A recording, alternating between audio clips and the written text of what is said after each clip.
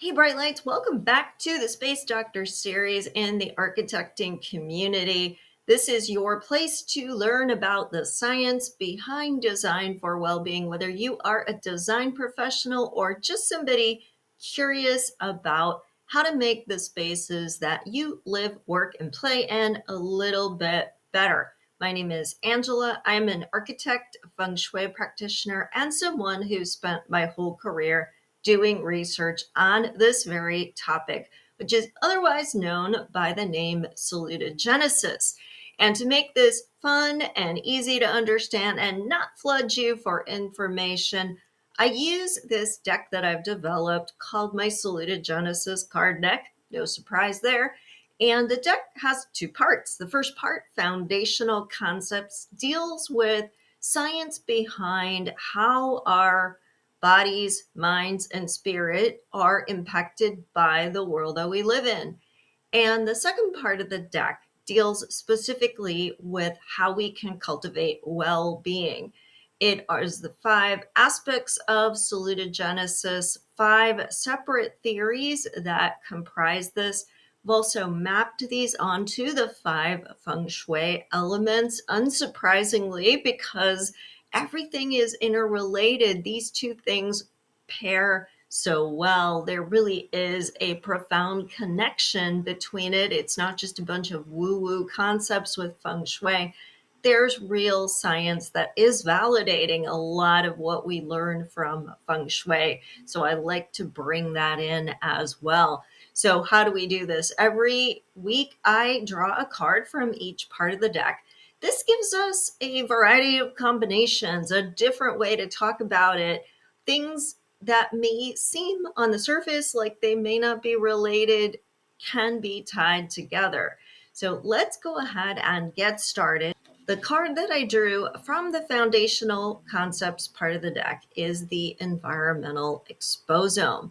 And you can see this card is showing how the environment can kind of be a duality. There can be positive or negative things. So what is the exposome? Well, kind of like the name might suggest, it's literally the things you are exposed to throughout life and their impact on your health. So if you are in a healthy exposome, you're going to have positive health impacts. And if you are in one there is not healthy, where there is noise pollution, air pollution, water pollution, contaminants in the soil, contaminants in the air, things like that, you are going to have worse health effects. It's why we can actually see that lifespan correlates directly to zip code. And why is that? Because the zip code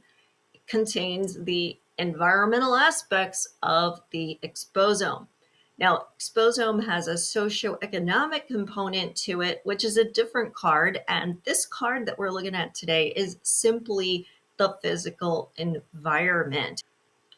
Things in here like wanting to counteract that toxic industrial kind of factory sense with a healthy environment where there is green space. The bench shows an ability to sit back, relax, savor. The blue sky represents hopefulness. The rivers flow, movement, cleansing, purification along our journey of life. So that's what I really want you to think about as we talk about this card is what is your environment like? Are you making sure that the air you're breathing is pure, the water you're drinking is good for you? You know, if you're drinking a lot of water out of plastic water bottles, you may be getting microplastics. If you are living somewhere where there are allergens in the air or air pollution or smog, you may need to have a better air filtering system. If you live somewhere where there are things like noise pollution or light pollution, you need to have better insulation. You need to have blackout curtains because literally your health and your well-being are dependent on it. If you are designing for others, think about how these factors come into play, and also be an advocate in your community. Not everybody has the ability to afford to live somewhere with a better exposome. How can you help to be an advocate for those people? Whether it's cleaning up the environment, whether it's helping to donate to remediation projects, or helping people to find safer, higher quality housing, it all matters. And just being aware of this issue can make a huge difference in the lives of so many, because when we don't have a lot of resources, often we have to deal with less than great environments, and it takes a really big toll on our health span, our lifespan, our quality of life, and it impacts future generations as well. So, this is not a trivial issue or something you can just suck it up and deal with. There is real critical detriment to not only our immediate well being, but our well being in the long term. And the card that is paired with the exposome today from the aspects part of the deck is attention restoration. Now, attention restoration is part of biophilia. That's the aspect it's associated with. Biophilia is connected to the wood element in feng shui, which is all about communication, connectivity, interrelationship of things. And biophilia means that we relate. We are part of nature. Therefore, our bodies are hardwired to resonate with the natural world. Now, attention restoration theory was developed by two psychologists, Stephen and Rachel Kaplan, as a way to study how exposure to nature could improve concentration and mental fatigue. So essentially, what they did was they said, if you are working on something that takes a lot of concentration and we then expose you to a view of nature for a certain period of time, how does that help to reset? And they found that it makes a big difference, and that it's related to something they called soft fascination. Because when we are in nature, we're able to occupy our mind with something that isn't directly the problem at hand, and that little bit of a break allows our brain to reset. So when we go back to the task that we need to focus on, it helps us to focus better. So you can see on the card, we've got a strong foreground, middle ground, and background going on. That happens in the natural world, doesn't always happen within a room or an artificial setting. And there's also that ability to be immersed in nature, and that makes differences. So when we look at the card and we see things like the blue sky that show clarity, positivity, mountains that represent the trials that we've overcome, the challenges that we've kind of made our way through, and the field that represents possibility, prosperity, health, wholesomeness. That's all what I want you to think about when you think about attention restoration theory. And especially when we think about an exposome that can be depleting our well being, we see things like higher incidences of aggression among kids who grow up in neighborhoods where there's not much green space because they have a deficient environmental exposome.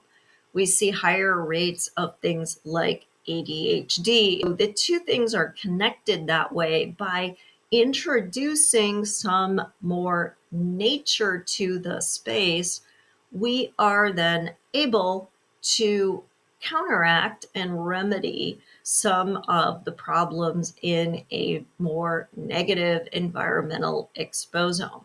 While certainly the amount of time you're able to spend directly in nature is the most valuable way of using this, if you don't have that, even images of nature can help.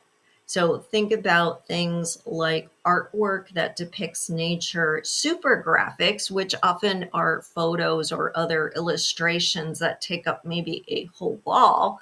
And those are more immersive, and the more immersive environment definitely has a bigger and a stronger effect so that this can work a little bit better. Think about how you could maybe even have plants in the space or green walls, things that really help to provide that reset, views out of windows.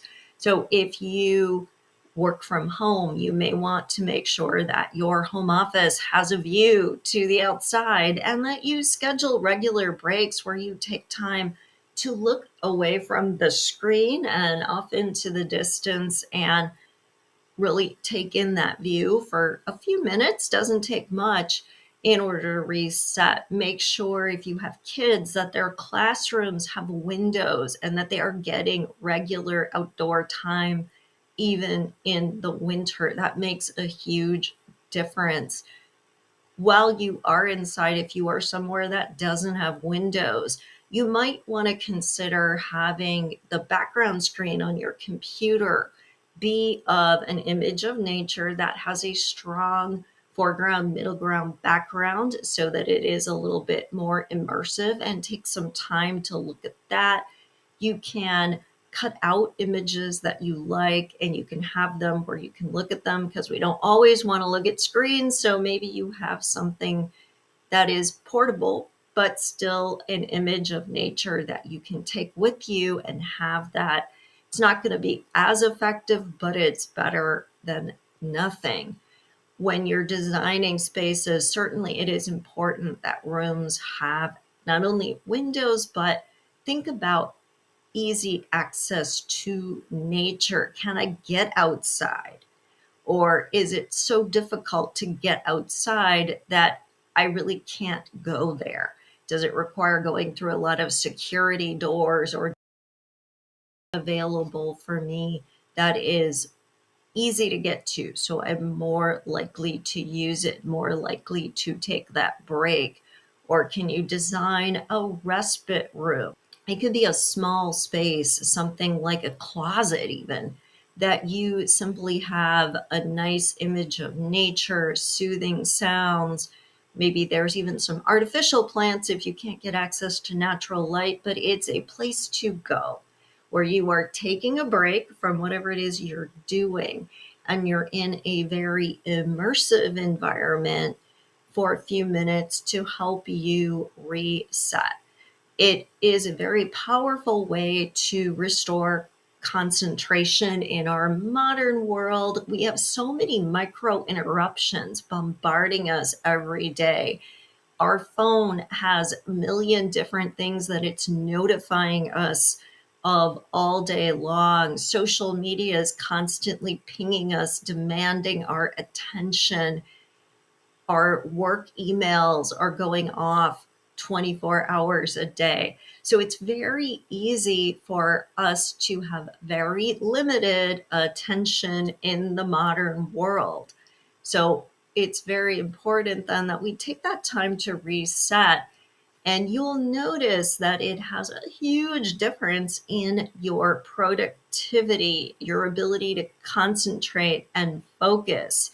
And if you do have a kid with ADHD, both of my children have it, you will notice that they actually cope much better with their ADHD when they have the benefit of being able to restore their attention by having that access to nature.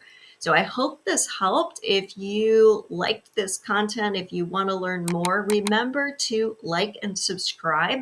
That way you will get a notification every time I do one of these videos. And I really appreciate you being part of the community.